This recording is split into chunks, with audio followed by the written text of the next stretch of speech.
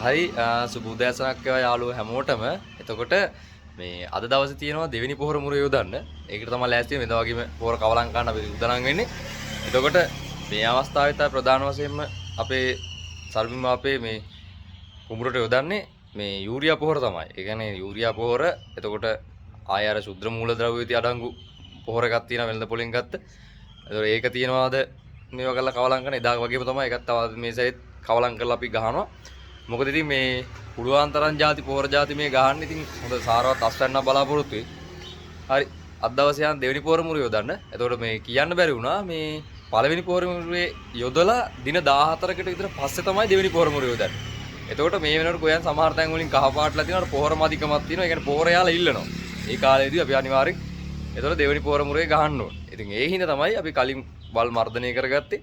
ඒ වගේම දැන් ඊ අපි ගිහිල්ලා වතුර ටික බලලා මේව කරලා පොහොර ටික ගහන්න ඕන හින්දා ඒ වගේ කටයුතු ටික දැන් කරගත්තා වල් මර්ධනය කරගත්තා. ඔන්න අද තියෙනවා අපිට දෙවෙනි පොහොර මුරේ යොදන්න. එහෙනම් අද යක් දෙවෙනි පොහොර මුරේ ගහන්න. හරි එදා වගේම තමයි අද තියෙන්නේ යූරියා. එතකොට මම අර කිව්ව වෙළඳ පොලෙන් මිලදී ගත්ත පොහොර එක තියෙනවා. එතකොට අද නම් මේ අපි ගොඩක් පොහොර ಜಾති මේ කවලම් කරනවා. මේ අපේ ලීදි කීපයක් තියෙනවා මේ හරියට හැදිලා නැති. ඒකට තමයි ඒක වඩා මේ තියෙන පොටෑස් එක තියෙනවා එදා වගේම. මේ එතකොට මේ ඉන්නේ මගේ බිරිඳ.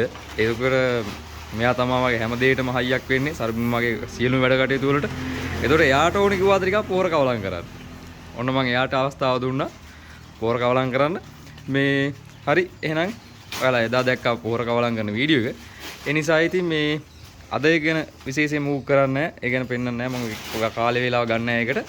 හරි එහෙනම් අපි මේ ටික කවලම් කරලා කුඹුරට යන්න ලෑස්ති වෙනවා.